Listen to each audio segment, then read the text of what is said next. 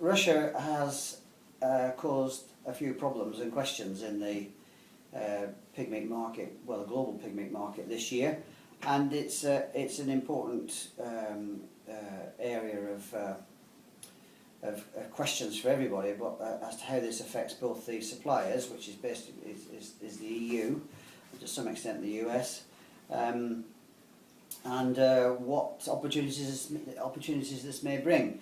Well, the opportunities first are easier to define. Firstly, the Canadians, who've got a pretty solid meat export supply chain that satisfies the Russians, and their exports to Russia have grown and grown.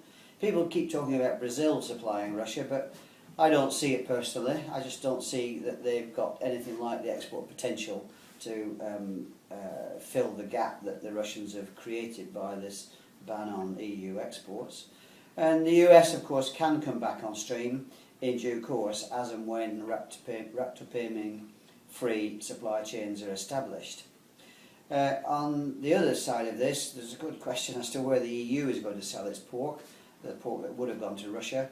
And it's already clear that a number of markets have had big jumps in their supplies, their purchases of EU pork this year. Hong Kong's up 7%, Japan's up 43%, South Korea's up 90%, the Philippines are up 80%. Even Australia is up somewhere around I think the 15% mark. China's down a little bit, but altogether those big Asian markets have soaked up quite a bit of EU pork that would have gone to Russia. Having said all that, EU exports in the January-May 2014 period are down about 9%. So there's clearly still an overhang in the market. The surprise to me, and perhaps to others in the marketplace, is that how well EU pig prices have held up given this strain, but they have.